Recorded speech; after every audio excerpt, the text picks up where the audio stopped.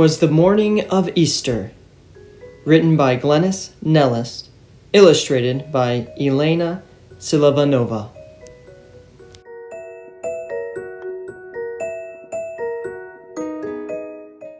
"'Twas the morning of Easter before the sun rose.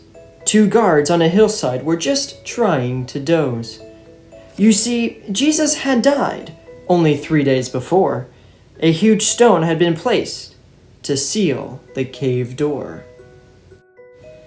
The disciples were sleeping, but tossed in their beds, as visions of danger swirled around in their heads.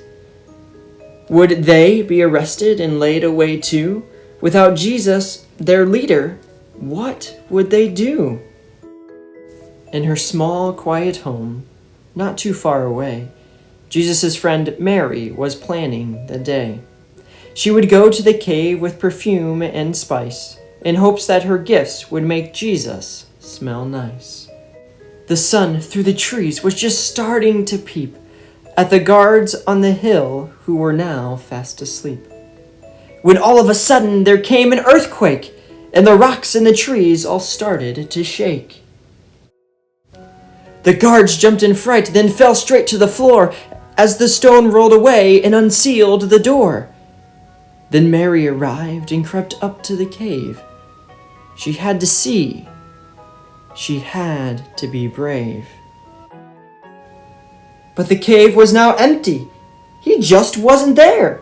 Mary sat down and wept, and her cries filled the air.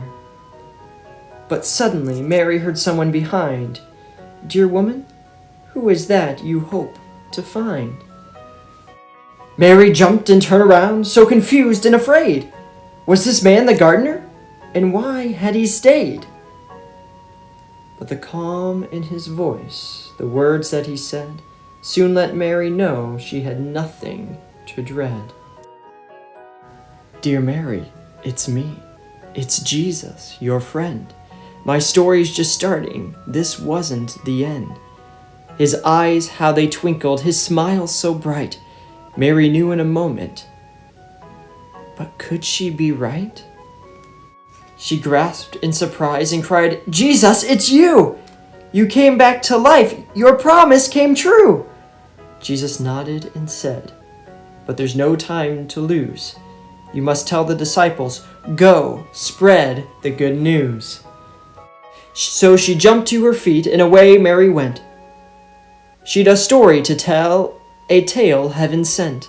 She ran without stopping and called through the door, "Disciples, disciples, you've never heard this news before." Now Peter and now Thomas, now James and now John. I went to the cave, Jesus' body was gone.